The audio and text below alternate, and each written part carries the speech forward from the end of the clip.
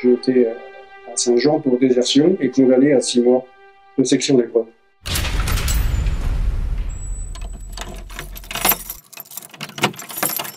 Je suis parti de Marseille avec 2 légionnaires. J'ai passé la nuit sur le bateau, forcément en fond de cale de bateau. Ensuite, on est remonté sur Bastia. On a débarqué à... Oui, on a débarqué à Bastia. Et ensuite, on a pris la direction de Corté avec le train. Et en arrivant à Corté, il y avait 3 légionnaires qui m'attendaient. On m'avait dit, tu vas rentrer dans un enfer, là, mais j'aurais jamais pensé que c'était comme ça.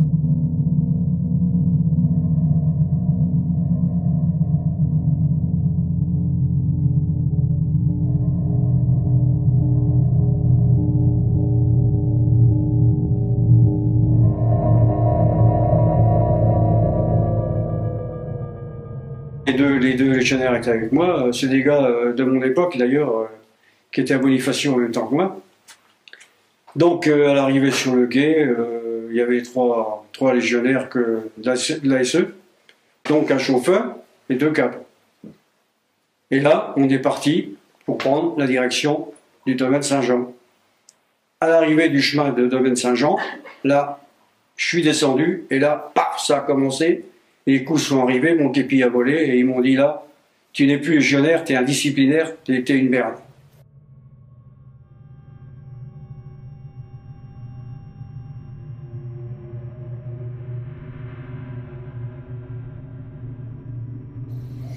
Alors là, ils m'ont attaché. Là, ils m'ont mis les menottes et ils m'ont fait traîner mon pactage jusqu'en haut avec des coups et des coups jusqu'à l'arrivée là-haut. Ensuite, en arrivant, j'ai été à côté de la baraque du commandement, à côté de l'escalier. Et là, tous les cadres qui passaient m'ont tapé. Ils m'ont frappé tous les uns après les autres. Ensuite, j'ai été au bureau de l'adjudant Helmut, qui lui m'a foutu une bonne raclée.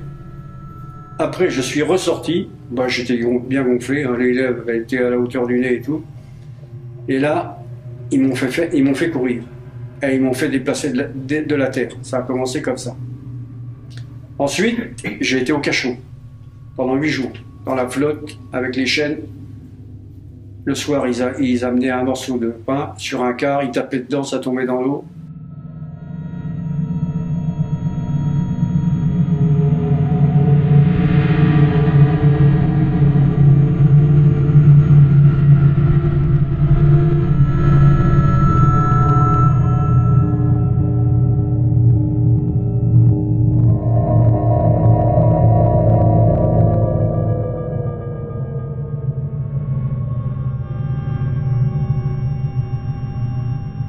Il y avait une petite ouverture à la cellule qui se trouvait en hauteur, et non pas dans la porte, qui se trouvait en hauteur. Et là, quand il t'apportait parce que c'était un quart d'eau avec un morceau de pain dessus, il posait, il t'appelait et il tapait dedans, ça tombe dans l'eau. Bah oui, parce que tu avais des chaînes et le temps que tu arrives, alors quand tu es enfermé pendant 8 jours comme ça, tu n'es pas à l'aise, tu pars pas au quart de tour quand on t'appelle.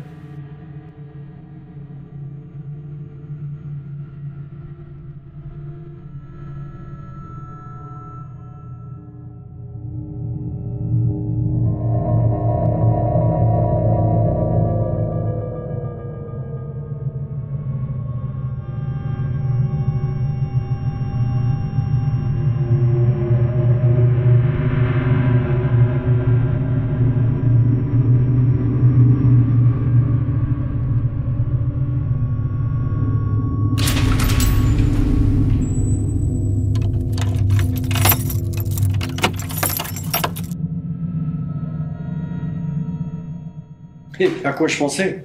Ben, je pensais que j'allais y rester. Je me suis dit, je vais peut-être mourir ici. J'avais pas très chaud, j'avais froid. Même si c'était à une période où il faisait pas très froid, j'avais froid. Quand t'as les pieds dans l'eau, t'as froid forcément. Et puis j'avais faim.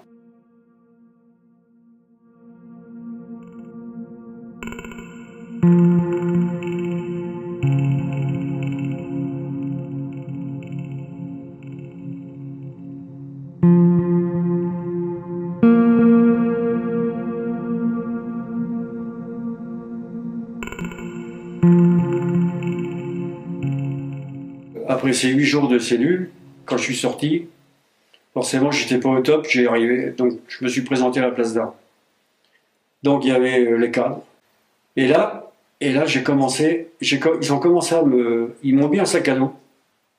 Ils m'ont fait faire la pelote pendant des heures et des heures et des heures avec des coups et des coups. Et ils m'ont frappé comme ça, tout le temps, tout le temps, tout le temps, tout le temps, tout le temps. Et ensuite, le soir, on était enfermés dans la baraque philo, dans la baraque répression. On était enfermés. Et la nuit, ils venaient sans arrêt, sans arrêt, sans arrêt, nous emmerder. Ils nous défaisaient les lits, enfin les lits, entre parenthèses, parce que les lits, c'était pour le top. Et ils nous faisaient prendre des douches la nuit. Sans arrêt, sans arrêt, sans arrêt. C'était ça, c'était un régime insoutenable. Alors, si vous voulez, je vous parlais de la nourriture aussi. La nourriture, c'était loin d'être le top. En plus, on mangeait au coup de sifflet, la gamelle au bout du bras. Voilà, c'était ça, c'était sans arrêt comme ça. Alors, oui, alors après, la deuxième journée, ça a été, j'ai cassé du caillou. Cassé du caillou avec la Johnny. Déplacer un tas de cailloux, le remettre plus loin, sans arrêt, avec la cuillère, le seau, et vas-y, sans arrêt, toute la journée, toute la journée. Et il frappait, on n'allait jamais assez vite. Il fallait toujours courir, avec des outils, des brouettes, on courait. Tout le temps, tout le temps, tout le temps. Et avec des coups. Rentrer dans la baraque, tu avais 2 pièces où il y avait quelques outils, 2 autres pièces où il y avait des garde-choux. Après, tu avais, on peut appeler ça un réfectoire, il y avait un buffet de chaque côté, une table, des bancs. Et là, la porte en fer forgé, où là, ils fermaient, ou nous enfermaient. Et là, il y avait les lits. Au fond, il y avait un toilette, comment on appelle ça, la turque, et un bidon d'eau. C'est tout ce qu'il y a dans les chambres. Et puis là, nos lits, alors on était, je crois qu'à cette époque-là, on a été 8 lits d'un côté, 8 lits de l'autre. On devait être 16, à cette époque-là, quand à mon époque, on était 16 disciplinaires. On était 16 disciplinaires et il y avait, je crois que c'était 25 ou 26 cas.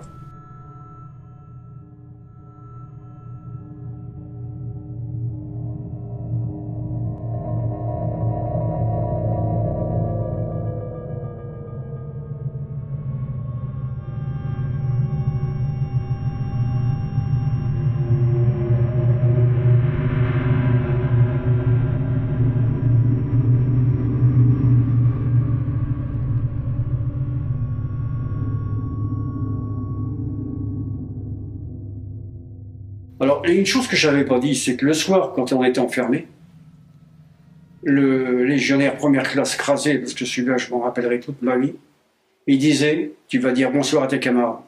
Donc le bonsoir aux camarades, c'était un bon coup de poing. Forcément, un camarade, tu vas pas le frapper. Donc tu mets un coup de poing, mais léger. Et lui, il te faisait voir. Il dit, c'est comme ça. Et il tapait tout ce qu'il pouvait. Donc, quand tu en as pris 2 ou 3, bah, tu fais pareil avec tes copains. Et c'était tous les soirs comme ça avec lui. Coup de poing pour dire bonsoir à tous les camarades.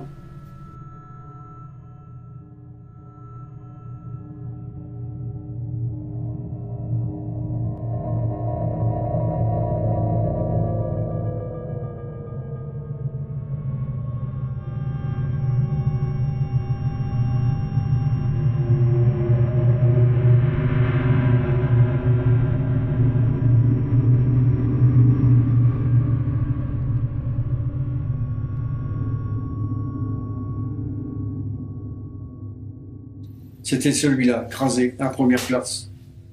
C'est lui qui m'a fait... Il me lâchait pas. Il me lâchait pas, il me regardait, il me crachait dans la gueule, il me disait ta mère est une pute. Et je vais dire autre chose, parce qu'il se crasait dans son BRR, il avait un câble électrique qui servait pour nous frapper avec. Et une fois, il m'en a mis un grand coup au niveau des yeux, là. J'ai été 3-4 jours sans pouvoir voir, je crois que j'étais aveugle. Et le problème, c'est qu'il fallait que je cours comme ça. Donc je tapais partout. J'avais des coups que je me mettais partout où je tapais. Parce que je voyais pas. Et c'est revenu au bout de 4 jours, la vue est revenue au bout de 4 jours. Alors ceux qui me frappaient, là je les voyais même pas, ceux qui me frappaient. J'étais 4 jours comme ça, je voyais pas qui me frappait. Mais c'est sûr que tu t'écrasais. La raison pour laquelle Ils se sont mis à quatre pour me frapper, je vais vous le dire, parce que j'avais un copain qui avait faim, et dans ce réfectoire, il y avait un buffet mort où ils mettaient le pain. Et moi, j'ai pris un pain que j'avais caché, pas pour moi personnellement, hein, pour le mec qui avait faim. Et est-ce que quelqu'un a dit que c'était moi ou est-ce qu'il m'avait vu? Et là, le soir, on était enfermés, ils sont revenus, ils ont ouvert, ils m'ont dit disciplinaire, Peiné, viens par ici. Et là, ils m'ont frappé à 4, jusqu'à temps que je tombe.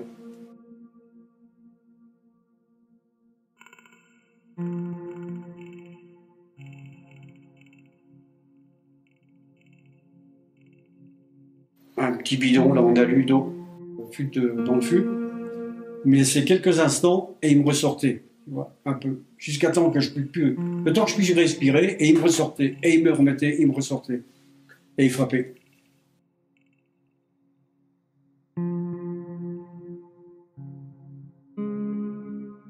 C'était 6 mois. Tu prenais 6 mois, 3 mois de section ordinaire, 3 mois de section répression, et ensuite 3 mois de section ordinaire.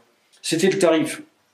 Moi, je disais toujours, c'était le tarif syndical, ça. C'était 3 mois de répression, 3 mois de section ordinaire. Mais pour moi, c'était foutu. Parce que ce qu'il m'avait fait pendant 3 mois, ça, d'abord, je ne l'ai jamais oublié. Je l'oublierai jamais. Et on va faire une pause. Ouais, on arrête. Où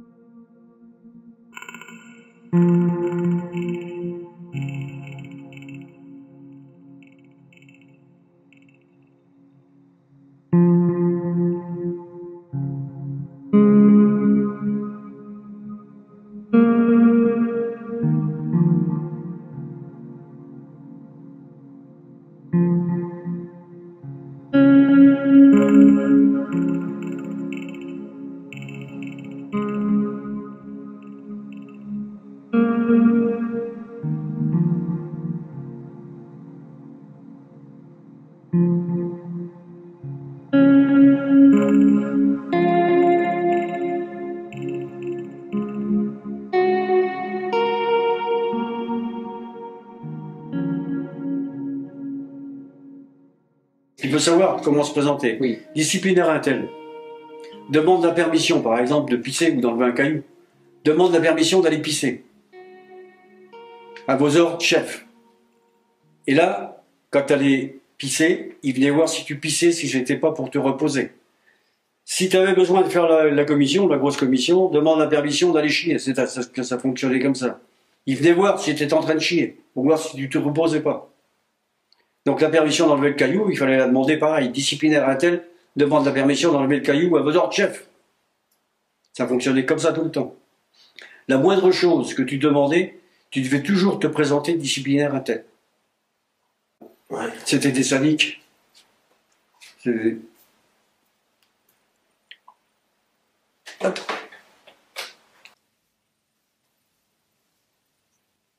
Je l'ai dit il y a quelque temps, enfin je ne sais plus quand est-ce que j'ai fait mon reportage, là. En 2000, ça fait peut-être 2 ans, donc peut-être en 2015, avec un journaliste de Corté, où je lui dis que je suis certain que il y a des camarades qui sont morts là-bas. Et s'ils retrouvent pas des os dans le camp de la SE, il faudrait qu'ils fouillent un peu dans le maquis à côté. Parce que je suis certain qu'il y a des gens qui sont morts. C'est toujours une chose qui m'a paru un peu bizarre, puisqu'il fallait nettoyer les outils le soir et le matin on les trouvait sales. Alors au niveau, parce qu'on n'a pas parlé des lacrines, là, mais à mon époque, moi, c'était des lacrines, où ils m'attachaient des menottes à un bidon et je vidais les lacrines en slip, et j'allais porter ça dans le jardin, en aller-retour comme ça, et je descendais dans le trou où il y avait la merde de tout le monde, et hop, sur mon épaule, et ça dégoulinait sur mon épaule.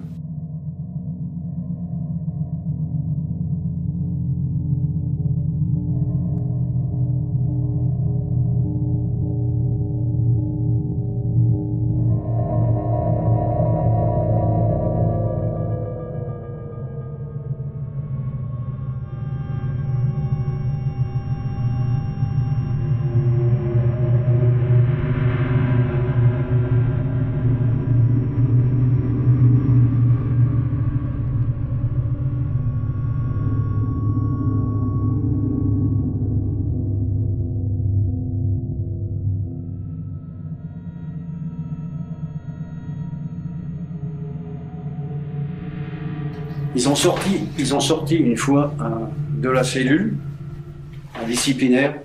Ils lui ont mis une poutre sur l'épaule, mais une grosse poutre. Et ils lui ont fait chanter la Marseillaise. Forcément, le gars, il sortait de la cellule, il n'avait plus aucune force. Donc il n'arrivait pas à chanter. Il n'arrivait pas à chanter. Non, parce que ça.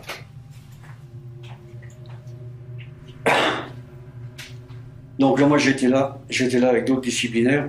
Et là, ils l'ont frappé à coup de Rangers dans la tête.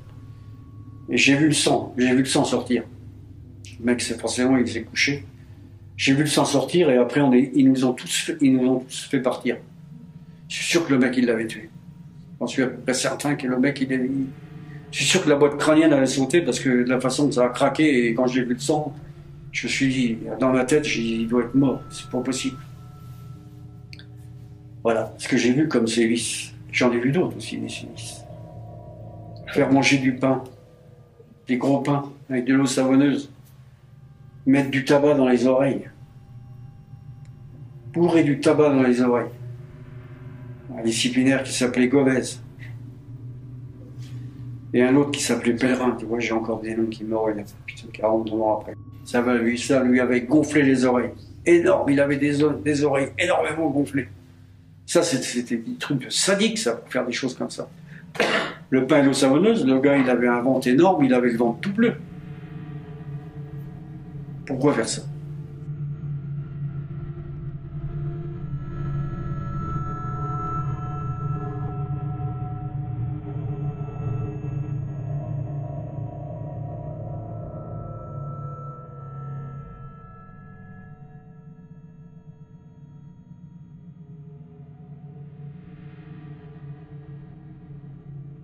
Il y avait ce fameux poteau, là, sur la place d'armes, avec l'anneau derrière qui servait de contrepoids quand il mettait un disciplinaire. Moi, je n'ai pas fait le poteau. J'ai vu des gars au poteau avec un contrepoids derrière. Et ce que j'ai vu, c'est enlever le disciplinaire, le mettre, l'allonger sur la place d'armes avec 2 sacs de ciment sur la poitrine, un sac de ciment sur les jambes. Le lendemain matin, j'ai plus vu ce disciplinaire. Il n'était plus sur la place d'armes. Qu'est-ce qu'il est devenu? Je ne sais pas, je ne l'ai jamais revu. Donc, mon imaginaire, pour pas me tromper, 2 sacs de 50 kg sur la poitrine, un sac de 50 kg sur les jambes, tu ne peux pas survivre.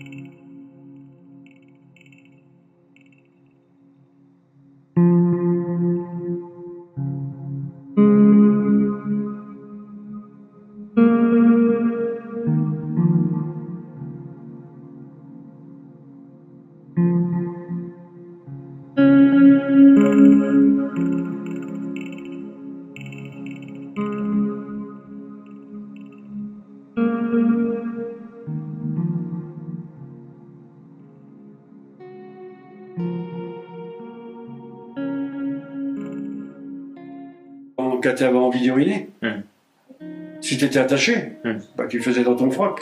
Quand le mec qui était au poteau, qui était attaché au poteau, s'il avait envie d'uriner ou n'importe quoi, il faisait tout dans son froc. Hein. Aucun souci, ils n'allaient pas le détacher pour qu'il aille faire ses besoins. Donc voilà. Hein. Quand ces messieurs avaient envie, ils pouvaient uriner, ils urinaient sur toi.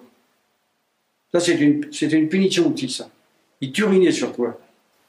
Tu étais au garde à vous, ils arrivaient et ils urinaient sur toi. Là, t'as envie de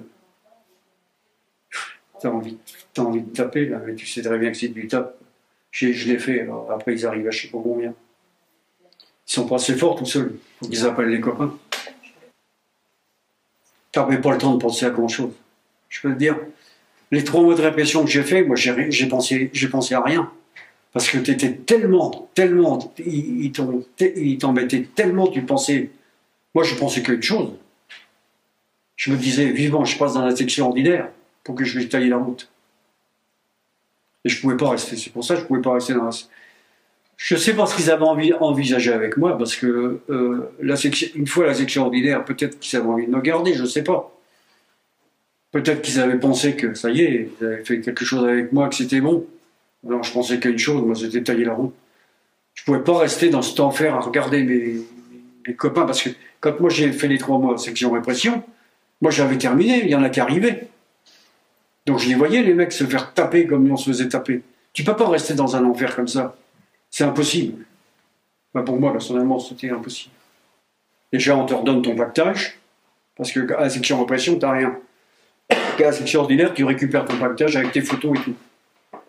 Si tu avais quelques cigarettes, il y a des cigarettes dans le pactage, donc là, tu pouvais fumer une cigarette sans problème, personne ne te disait rien. Donc je m'occupais du jardin, et il me fallait, on faisait plein de légumes, hein, des haricots, des trucs comme ça, donc il me fallait des rames. Donc le cadre qui était avec moi, parce qu'on avait toujours un cadre, je lui dis, il me manque des rames, il faut que j'aille en chercher.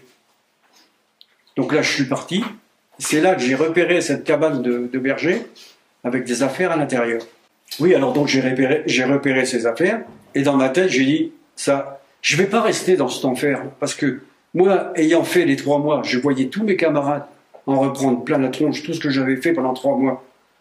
Je pouvais pas rester à regarder ça, tout le temps. J'ai dit là, je m'en vais, je m'évade, et pour moi, c'est terminé. Donc, la chose que j'avais faite là, je l'ai recommencé. Mais là, en sachant que là, je désertais encore une fois. Je dis, je déserte et terminé, c'est fini. Donc, j'ai pris ces affaires, je me suis changé de ce que j'avais comme fringue là-bas, et j'ai pris les affaires qui étaient dans cette cabane, et je suis parti en courant vers la plaine orientale. Et là, j'ai fait du stop.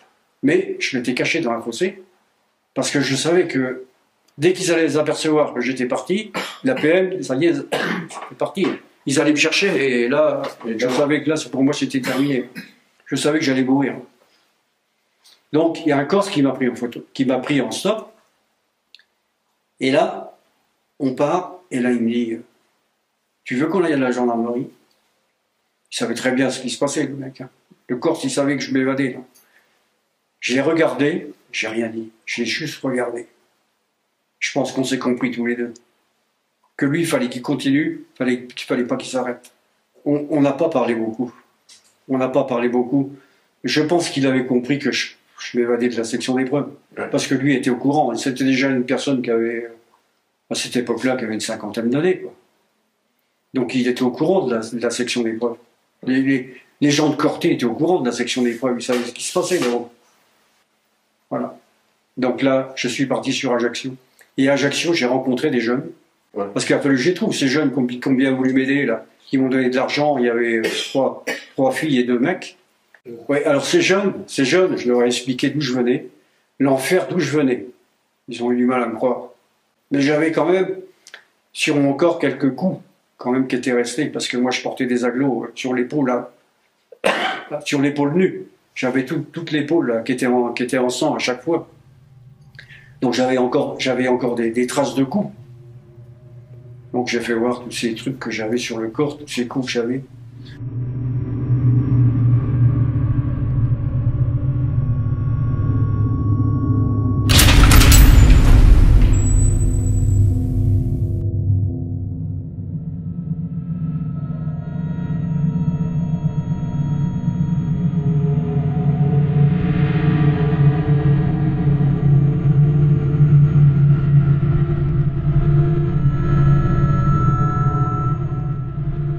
Carrière professionnelle, bon déjà j'avais des responsabilités.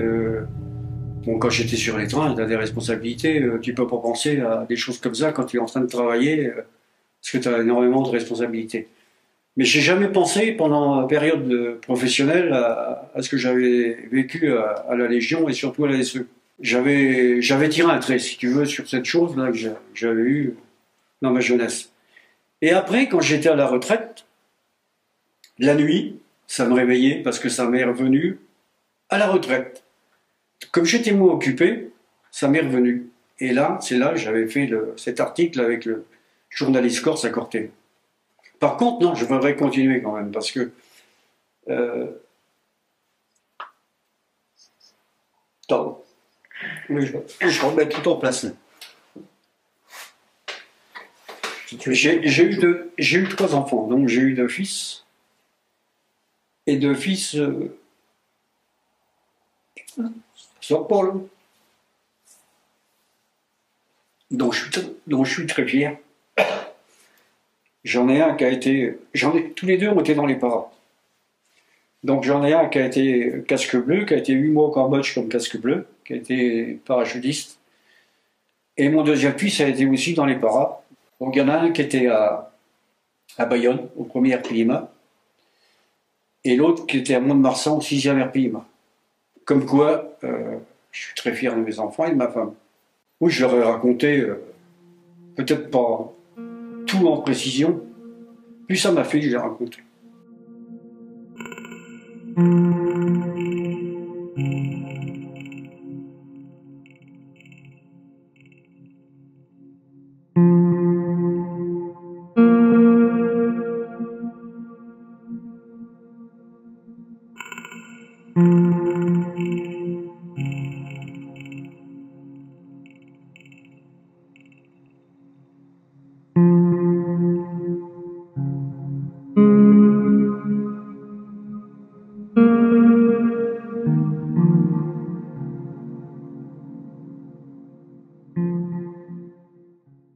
Oui, je l'ai lu l'épreuve, je l'ai lu. J'ai ma petite fille qui a 21 ans qui l'a lu entièrement, le livre. Ah, j'ai retrouvé exactement tout ce que j'ai vécu là-bas. Exactement la même chose que j'ai vécu. Donc, comme moi j'avais tiré un... Parce que j'aurais pu faire la même chose. Moi j'aurais pu le faire beaucoup plus vite, ce bouquin. Parce que moi ça s'est passé en 69. Mais comme j'avais tiré un trait sur cette chose, et que je m'étais consacré à ma vie professionnelle, oui, que je m'étais consacré à ma vie professionnelle, donc j'ai laissé tomber.